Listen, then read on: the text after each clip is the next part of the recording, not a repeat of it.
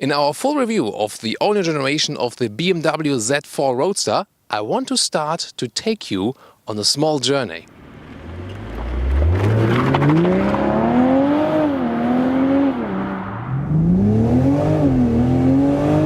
It is a journey throughout the most recent history of BMW Roadsters.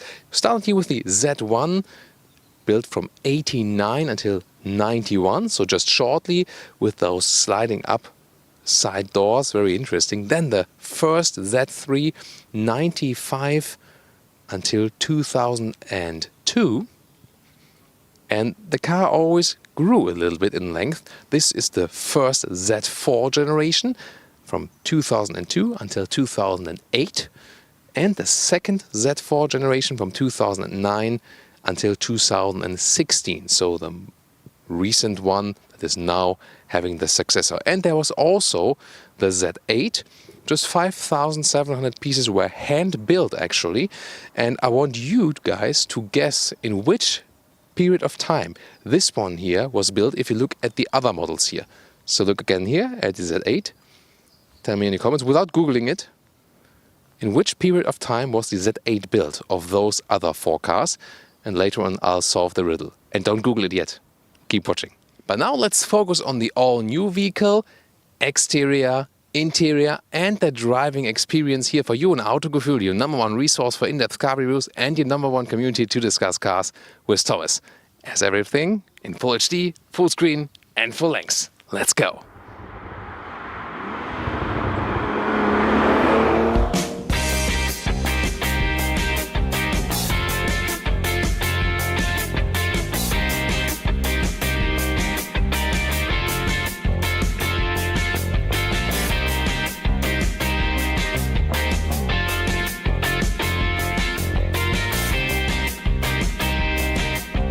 The build code of the new car is G29 and the new Z4 Roadster is built at Magna Steyr in Austria together with the Toyota Supra Coupe.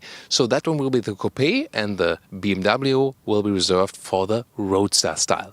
Pretty interesting cooperation. Then in the front you can see you have a way wider front double kidney with BMW here. This is the M40i, so you have those matte grey accentuations. The base model would come with chrome double kidney frame, and you can also get a dark package where you have a shiny black double kidney frame, so you have some possibilities there. The M40i also has bigger air intakes in the lower part, stronger lower bumper, and those headlamps, they start with LED, and optional, the ones we see here, the adaptive LED lights. 4.32 m or 14'1" is the total length of the all-new generation of the Z4. That's 9 cm longer than the previous generation. So again, an increase in length has been the theme also throughout the evolution of the Roadster models.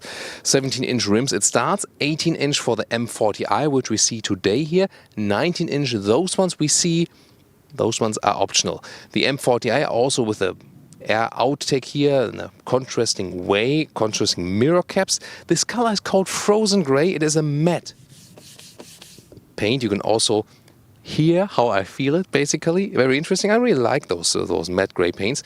And the design is rising towards the end of the vehicle. And this new generation, you can see, is a little bit longer right there at the rear end. And that makes it, let's say, more grown up. This roof, by the way, is grey, and it has this ice cream parlor function that you can also open and close it, not only from the inside but also from the outside when you hold the closing button of the key. The roof is available in grey, as you can see here, also fitting to the exterior color, but also in black, classic black convertible roof.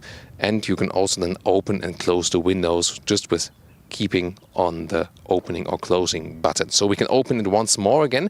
If you want to open it while driving, that's possible up to a speed of 50 kilometers an hour, and it takes about 10 seconds if you haven't checked it out in the time code so far. The rear end is where the car really changed its design. You have those more horizontally drawn tail lamps. That's pretty common now in the automotive industry to do it that way, to give a visual width for the vehicle. And this integrated wing, I think that's a good solution instead of adding a separate one. Here the M40i, by the way, comes with massive exhaust pipes, and they look fake at first sight, but they are indeed real because they indeed dissolve from the round pipe into this wide angular end pipe.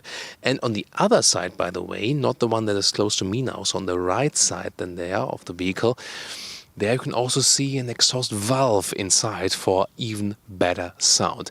The M40i, by the way, not only comes with bigger brakes, but also with a rear differential lock and also with a lower adaptive sports suspension. There's also base suspension available, but you can also go for the adaptive sports suspension, which sits a little bit lower for the normal models. With the M40i, it automatically comes then. And interesting also that the weight balance, they could bring it here to 50-50, front axle, rear axle. That should promise us a very sporty ride. Looking forward to that very soon.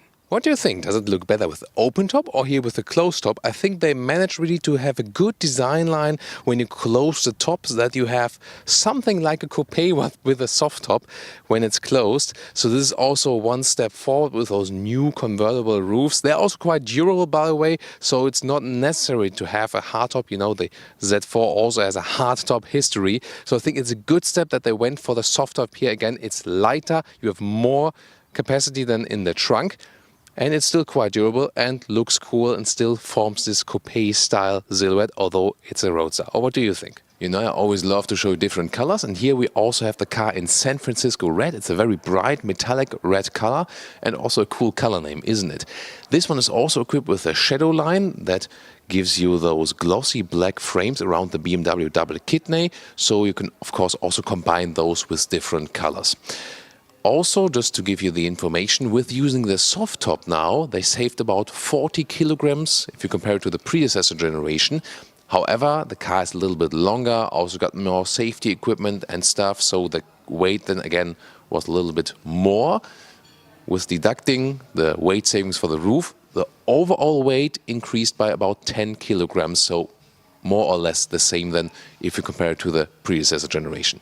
And by the way, the car is really much wider in the front. The front track from wheel to wheel is almost 10 centimeters wider, and the rear track is almost 6 centimeters wider. And a general price overview, if you take German reference prices, would be 52,000 as a base engine 2-liter one. Then this one here, the M40i, would start at 64,000. And if you equip the car, you know, with some extras we have here, of course, today, also with the gray car, so some spec then for the M40i, you land up about 75,000 euros. Yeah, that's not cheap at all. However, if you compare some of the competitors, especially in the premium segment, you can, for example, take a Porsche Boxster then. You also reach those prices. You only get cheaper if you really go for this non-premium Roadster segment. So with the top model, the M40i, we got a 3-liter R6 engine, so 6-cylinder petrol engine, here with 340 horsepower, 4.5 seconds to 100 kilometers or 62 miles an hour, so pretty good performance for sure. And then you're also able to get smaller ones, the 20i 2-liter 4-cylinder with 197 horsepower, or the 30i, a 2-liter 4-cylinder with 258 horsepower.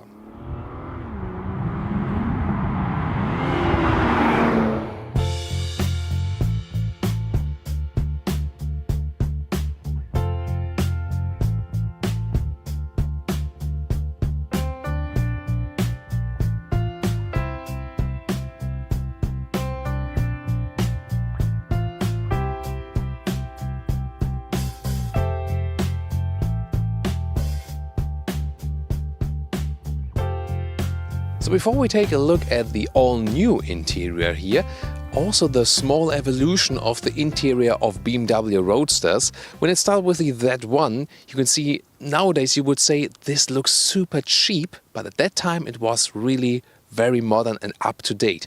The Z3 also very puristic, and again this is the pure Roadster choice. Still, AJ recently also took a spin exactly in this very vehicle there.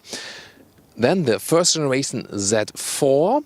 This is also what you consider as, yeah, that already looks like a modern car. At that stage, more the infotainment systems were evolving, getting new screens and stuff. You can already see that at the second generation of the Z4, where the infotainment system is more prominent for sure, as you would expect it today. And then especially the Z8, where we also solve our today's ridicule. Take a look at that, this retro style, which is still somehow timeless. Incredible interior for sure. I think so, at least. What do you think? And this was built, the Z8, between 2000 and 2003. And what does that mean? Well, it was the closing stage of the first generation of the Z4. And if you then compare those, maybe scroll back again, you can see that the Z8 interior looks way more modern than the time it was built, and also if you compare the vehicles at that time where it was built. So that's the car key, nothing new there, we already know this one. The M40i also gets the M colors at the side of the key. Also with the keyless entry. And let's open those doors. You can see right here the Hofmeister Knick at the door handles, this famous BMW design language. Then the sides are covered with leather red, also really well tightly wrapped. Soft materials also for the armrest. Seems like a good build quality. You cannot really fit anything properly at the inside of the doors. That's of course a downside. The M40i has this entry cap right there. Then M Sport steering wheel. This is also then new. Those new buttons here, left side for the cruise control is optional. The AEB, autonomous emergency brake, is standard equipment. Cruise control with the adaptive one, ACC, optional. Right side, for example, for voice control. And this steering can even be heated. You can already see the screens. 10.25 inch on both sides, left and right. Soon more details to that. First of all, let's talk about the seats here from the side perspective of the interior. There are two seat forms available. This one is the optional performance seat that comes with the M40i, or optional for the other cars. But also the base sport seats have already integrated head restraint. They don't look so different, so not too much of a difference. This one here has more electric functions, for example here for the side bolsters, but they won't be too different actually. And as surfaces, this is the optional animal skin equipment, which you don't really need. The performance seat usually comes with Alcantara on the inside, and BMW says real leather on the outside. They say at least. Well, on the inside, Alcantara is of course a better choice then, also to stick a little bit more to the seat for the side support. That's better when racing. And you do not stick to the seat as for the heat, because with Alcantara you stay cooler in summer and warmer in winter than with this one. Also in the US, there will be a full sensor tech option available, that you get a more sustainable leather red choice. But that's only in the US, and only with the standard seat, not here with the adaptive sport seat. It's a little bit complicated as always, those trims, but maybe rewind this part. If you're really interested in buying one, then you know exactly then what to buy. So I would go with the base seat with the sensor tech in the US, or if you only have the possibility with this one, for example, with the M40i, or in the non-US markets, then go with this adaptive sport seat with the Alcantara on the inside. That would be my two tips. Well, I'm 1m86 or 6'1". If you haven't subscribed so far, and I have the seat at the moment in the lowest position. Indeed, you sit very low in the Roadster. That's what's supposed to be. By the way, earlier I tested also all seating positions in Z1, Z3, Z41, Z42, and here Z43, and also in the Z8. And the Z3 was really completely different. More like a MX-5 Mazda today, where you sit more on the car, have this true Roadster feeling. Those Z4 Roadsters, they don't have exactly the 100% true Roadster feeling. It's more a compromise between Roadster and comfort for sure. Which is, again, considering the buyers of this vehicle, maybe also not a bad decision. You just have to bear that in mind. So that means, all the console here, the middle console, is really high in comparison to where you're seating. And a real true play Roadster like the Z3 or the Mazda MX-5, I would more expect to sit a little bit more on the car, to have like a smaller go-kart. But also those cars, they tend to go longer and longer and longer. But interesting is still that I have quite a comfortable seating position. I can watch those digital instruments. There's also the new head-up display, soon also detailed to that. That is an option then. Digital instruments always come like those. And important, of course, now I have, some free air. And you can see that the front dashboard here, the front windscreen, goes way over my head. But interesting, of course, what about when I close the roof? Because then actually, so I turn on the ignition for that, or maybe the engine. So, what about that roof? Yeah, there it comes. What about the headroom when the roof is closed? That's of course very interesting. And this seems here, although the car looks super flat, seems to be abundance of headroom here. So even for tall people, no problem in this Roadster. And that is again an advantage of the very low seating position and this non-super true Roadster style, that you can even get along with taller people here in that vehicle. And by the way, the steering wheel here has a manual control for reach and height and works in a very smooth way, so you can also do that just with one hand. Interior overview, very interesting because they use good materials. They did have to work on their interiors, and gladly BMW did. A structured surface with soft touch, I really like that. Then a still classic manual climate unit with a display right there, but you can still click it while driving. I need to have this pure Roadster stuff, and infotainment unit with touchscreen, but you can also use this turning and pressing knob, the classic one still. The steering wheel a little bit asymmetrical, as we know from the M steering wheels, pretty thick also. Clear view to the digital instruments, soon looking forward how that works out with a head-up display. And also metal knurled volume knobs. I like that they paid attention to details right there. Those are some hotkeys, by the way, you can freely program them. And when you take a look at the lower area right there, we have the gear shifter, automatic gearbox, 8-speed. You have some USB power supply right there, but also inductive charging possibilities for your phone. You can also close it. Ah, here it is. Just like this, manual front and rear. Nowadays they do come with those automatic functions, but I mean, why not? That's a simple solution. And for those digital gauges, you can play around with them as well. Right side RPM, left side speed. You can also have the consumption meter or also the G meter. But of course it makes most sense when you really start the engine. Then they come alive and you can see the speed really and the RPMs going up. Vroom, vroom. And the new head-up display. You can see here the speed or the allowed speed at the moment. And you'll also get GPS information if you have a map. And that's also the advantage of a digital cockpit here. You can also get the GPS information in the middle of the display right there then too. So the infotainment system, again, it reacts quite fast, very responsive. See, wow, really cool. And I like the visual display too. So, some spiders get around right here in the car, obviously. You need those microfiber tissues all the time. You also have a home button, a home hotkey with the turning and pressing knob. And I always search, for example, here for the settings and see how fast can I change the language. Do I find it in an intuitive way? And indeed, that was actually quite easy to find. I tend to use the hotkeys in the lower part. Then this is the basic screen. This is then telephone, either with a Bluetooth connection or wireless CarPlay available, as with other BMWs. But no Android Auto because they don't trust their data system. So in car, you can also have some vehicle status information, for example, also with tire pressure. Use a nice visualization of the car, also driving information, sport displays available with a G meter and some more stuff to play around with. Here again, the lower middle console with those driving modes. Makes sense with the adaptive suspension then, of course. Here from the inside you can control the roof. And again, also metal knurling for the turning and pressing knob. And indeed, I'm really satisfied now with the build quality. The middle armrest, you can slide them open, and another spot to store your smartphone, for example, and a USB-C port, as well as adaptive cup holders.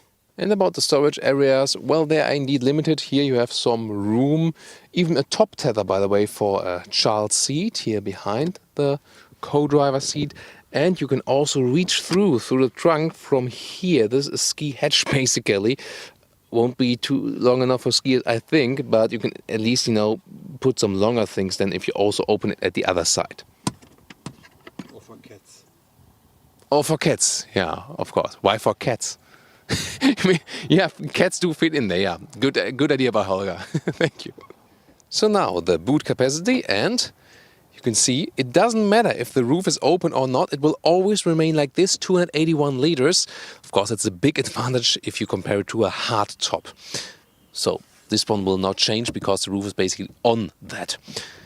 When I put a cabin trolley in here, you can also see that works quite well. So indeed, for 2 people for a weekend trip, that's still fine. And here you can also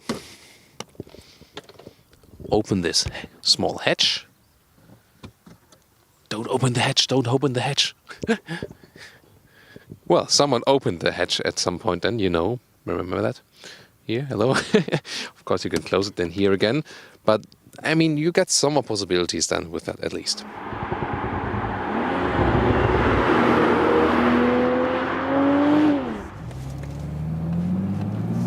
Welcome to Thomas's active driving lounge today with the all-new Z4, the M40i with this 3-liter 6-cylinder.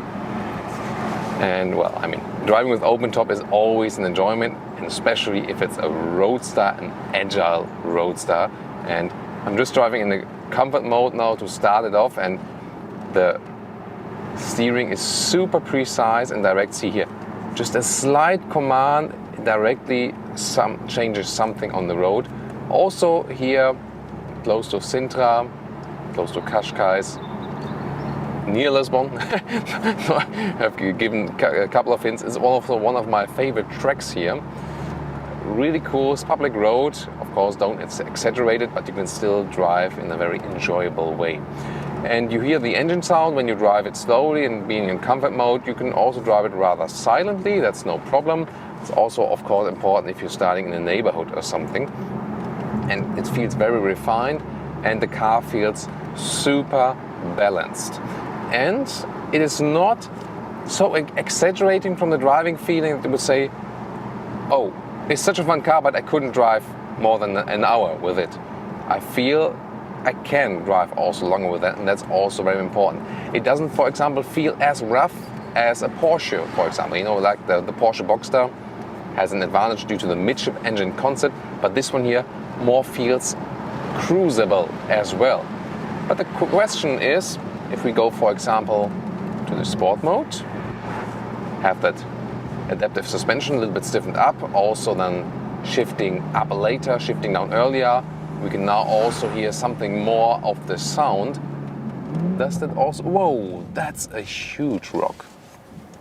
We shouldn't hit that one, wow. Yeah, that can happen here. Now you hear something more of the sound. The question is, can this car also be aggressive? Here when I'm having the throttle and then letting the throttle go, you hear those exhaust valves plop, plop, plop, plop from the rear. Really interesting. And immediately it's directly on the gas, so it almost feels like an electric vehicle because it's light, it's not too big, but still I got this immediate throttle response. And of course the road is not too bad, so it doesn't get too uncomfortable, although we're on the sporty adaptive suspension setting. Really feels like being in perfect control. The sport mode also lets me, play around with the car just a little bit more. I mean, even now at 70 kilometers an hour, it feels basically, like nothing for this vehicle. So you can so easily catch those corners, and it's really super fun. The rear can go out just a little bit in the sport mode. You have to pay attention to that. Of course, rear wheel driven only, and with so much power on the rear axle, you really have to pay attention. Wow. I mean, I'm not even shifting back a gear. Holger's like on the co-driver's seat. But he's used to that stuff when he drives with me. Wow. Really cool. Also, you can use the pedals here. Flop, flop. Shifting up or shifting down. if I'm going to do from third to second. Wow, that is a really good sound. It's always nice to use the manual shifting pedals. So if the corner gets a little bit sharper, I feel in my fingers basically how I rub the tire to the ground, but the car won't go anywhere in the front. So this is basically the farthest it goes away from understeering. Wow, what a performance. Really, really nice. I mean, you can also go to a traction control setting on something. However, for public roads, I cannot recommend that. There's a sport DSC or ESC, and then you can also turn it completely off if you want to spin around the car, for example, in the parking lot. But again, it should only be done when you're not on public roads, because again, so much power just on the rear axle, and in the sport mode, you can already spin it around just a little bit in the corners. And you can see I'm rather relaxed in steering, so I don't have to steer so much. I really like how progressive they've made that steering. Really, really cool. So I'm having a lot of fun. Of course, it doesn't feel super purist, the vehicle, if you compare it with older Roadsters, or even some smaller ones. Yes, they have grown in size, but still, I think basically I can understand this decision, especially after driving it, because in everyday driving life you need some more comfort most times, unless you're really, like the super racer guy. And here indeed they could combine still some great roadster driving fun, but you have comfort left. So let's turn around, and because this part of the road is so great, I'll just want to do it once more. It's the best ride since months. Best ride since months, says Holger, so he's obviously also enjoying it, and I think it's also a good sign. So, I mean, how do you feel as a co-driver? Is it like too bad on your bike? Is it fine? Only fun. Cool. So I think that's always a good sign when the co-driver says it's really fun. That also speaks for the car. That's because there's some very extreme sports cars where the co-driver is like, Holger was joking earlier for that.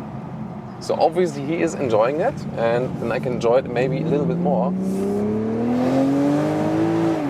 Wow. It almost sounds a little bit like a Formula 1 car, right? And again, the manual mode is of course really cool, blopping from the exhaust valve. I really like how balanced the car is.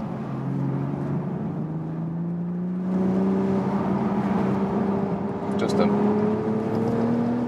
wow. Yeah, suspension-wise, I mean, look at that now, like slalom.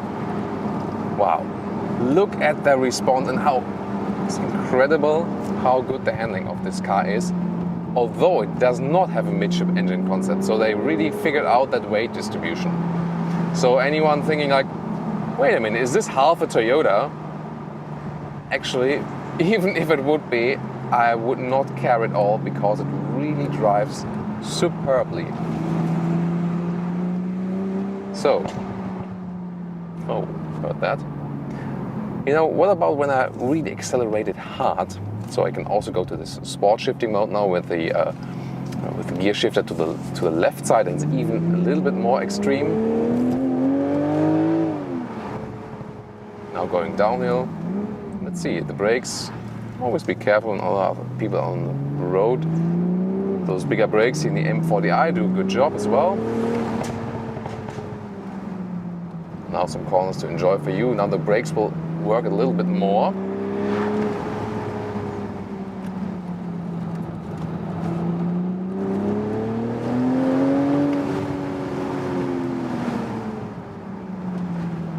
Amazing.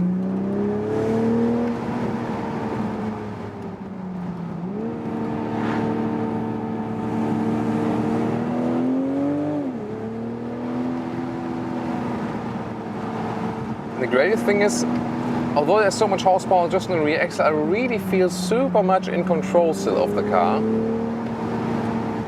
Very important thing. So if you compare it also with the, that's a real Roadster there. If you compare it with the previous generation of the Z4, it feels more grown up. And yes, it has even grown in length just a little bit. But although it has grown up, it is still very, very agile. So the newest technology made this possible. So you still have this super fun ride, but it's definitely more comfortable than before. So, and I think this would also be a key factor to me, because so far sometimes I had a lot of fun in the older Z4s, but after a while the lower back was aching just a little bit, and I feel that's becoming better now for sure. And there's something else we can try actually, so you know, some small acceleration from standstill, for example. And what we do for that is going to the traction mode, so this basically Sport EC. Go with the Sport mode also as a shifting lever, and then we hammer the brakes all through and go through the throttle. Launch control.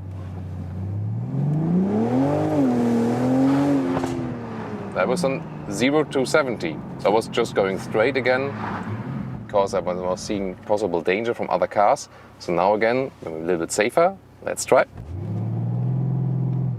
No, it doesn't want to do it the second time.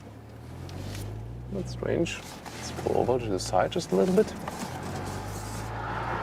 So that's always something. I had that with some AMG cars already. That sometimes it was not possible to repeat it instantly. By the way, we have your cameras, also very well to see everything. So, traction to the left side, Sport mode there. Let's go to the road again, no one's coming.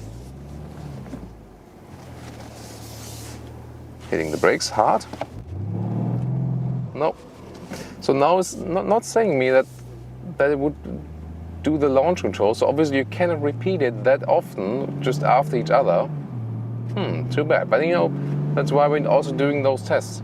But I mean, I carried the launch control through until about 70 kilometers, and that was actually pretty decent as well. So the key thing of that is, you know, not to be most spectacular, but to get the most traction to the ground.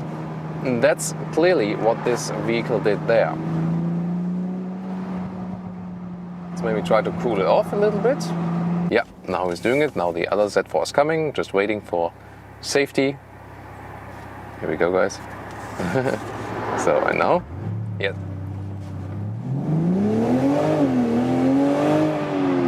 Yeah, that was again 0 to 70, but again, I won't go through with it all the way, just for safety precautions. But definitely very impressive. Maybe we should try that, like with the going through the higher speed at the racetrack once. And of course, always a good sound for you to hear then too. So, I mean, the agility of this vehicle, that's what we are testing here mainly with this car today. But I think it's also quite suitable for an everyday driving life. This is also something in the evolution of this vehicle for sure. As for the wind features, by the way, I mean, driving with the open top here, that's also something that changed. They increased it actually, or you know, improved it. It doesn't have to be that warm anymore with this vehicle. So before you had a lot of wind coming into the cabin, but now not so much anymore, at least when you have the windows up there. So this can also move this car more to a summer-only convertible to an all-season convertible. That would also be very important to me, for sure. So I wonder if that fits with our camera when we put the roof up. Let's just risk it. Yeah, that works. So now we're driving 40 kilometers, 50 would be the maximum. We close the roof while driving. That's also the reason I really love soft tops. I would always go with that. And now it's probably silent in here. Of course, the big difference to driving with open top, that's for sure. So now you can also hear the more sonorous low frequency sound of that vehicle when the roof is closed, and it's actually quite silent in here. I'm driving 90 kilometers an hour now, almost 90. So the sound dampening also was increased. That might also be important if you think about going for a coupe or for a convertible. Sometimes you want to go a little bit faster and still want it properly silent on the interior. I mean, if you're going on long autobahn motorway runs, this could even speak for a 2-liter engine, because at some point maybe this one might get too loud. However, if you go in the comfort mode, then you can also decrease it. So also then, the valve is not that active.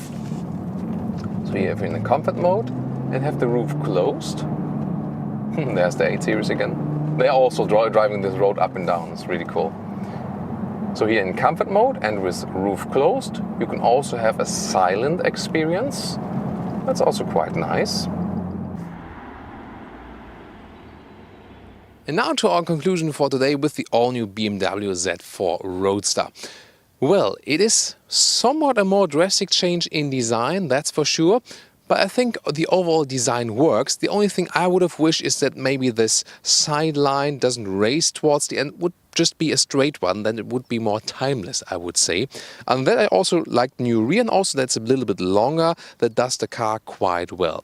Also the interior, you have some more comfort now, definitely, also for taller people. Seating choices, I explained to you earlier what is the best choice there. You got new infotainment system. This is basically the biggest change on the interior, that you're up to date as for that. But a lot of people will still miss the Android Auto, but that's a general BMW subject for sure. Driving wise, it really handles superb with an equal weight balance, a great driving feeling for sure, and of course abundance of power. You didn't ever have had so much power then, especially here with the M40i. The lower engines, the smaller engines, will also do just fine for this car, especially when you want to more pick it as a purist version. Then again, if you want more sound, it will always be the 3-liter 6-cylinder here for sure. Well, the only thing that is missing a little bit, if you think about the evolution of Roadsters, to me the Z3 is still the real one basically, because it had the true Roadster feeling. Nowadays those Roadster more get in a comfortable Roadster stuff.